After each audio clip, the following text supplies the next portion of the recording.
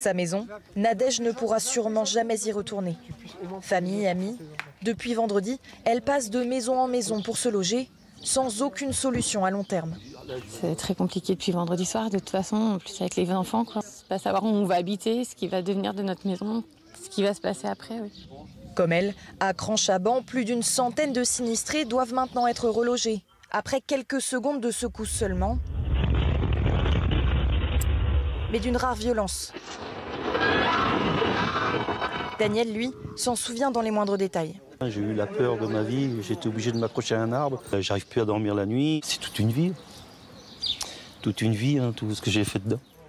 Même pour les habitants qui ont regagné leur domicile, l'angoisse perdure. Nous, on vous dit que vous pouvez dormir là, il n'y a pas de souci. Si vous ne sentez pas psychologiquement, ça ne le fait pas, eh ben, il ne faut pas insister. La maison de Geoffrey est classée habitable et pourtant... C'est hors de question que je redorme dans la maison. On a une fissure juste en dessous de la chambre des enfants où on peut passer la main dedans. La maison a gonflé, on a l'impression qu'elle a gonflé et pourtant on peut quand même dormir dedans. Ça nous paraît un peu bizarre. Une cellule psychologique a été mise en place pour les sinistrés au village de la Laigne.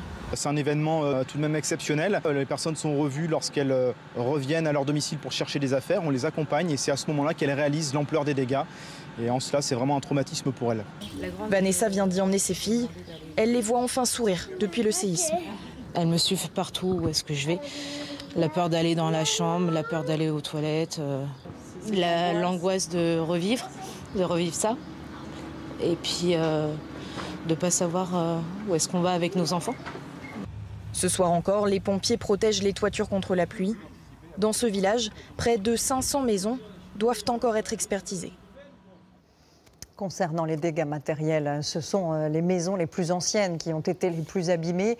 Les constructions récentes, elles, ont plutôt bien résisté. Et cela s'explique évidemment par les normes antisismiques en vigueur depuis une dizaine d'années.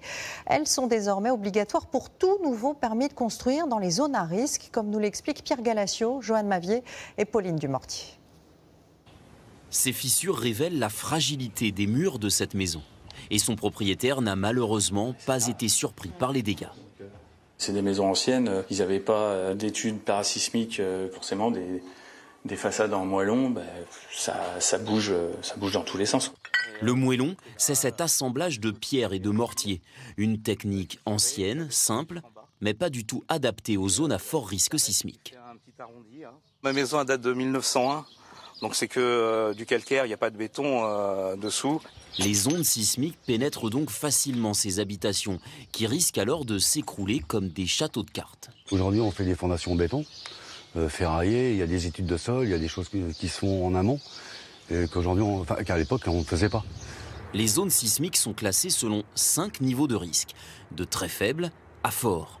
Et dans ces zones orange ou rouge, les normes de construction sont plus strictes. Comme ici dans les Pyrénées-Atlantiques, où des chantiers de maisons individuelles doivent bientôt commencer. On est obligé de faire un dossier dans lequel sont stipulés et suivis tous les risques naturels, et particulièrement les risques sismiques. Nous, ici, on est en zone 4. Dans cette zone, les règles imposent de rigidifier les constructions neuves. Sur les fondations elles-mêmes, on renforce par exemple le nombre de ferrailles dans les bétons et on a des façons aussi d'assembler les fers à l'intérieur du béton qui est différente. On peut aussi visser des pieux métalliques à l'intérieur du sol. Ces règles s'appliquent depuis 2011 pour les nouvelles maisons, pas les anciennes. Ne pas les respecter expose à un refus d'indemnisation des assurances.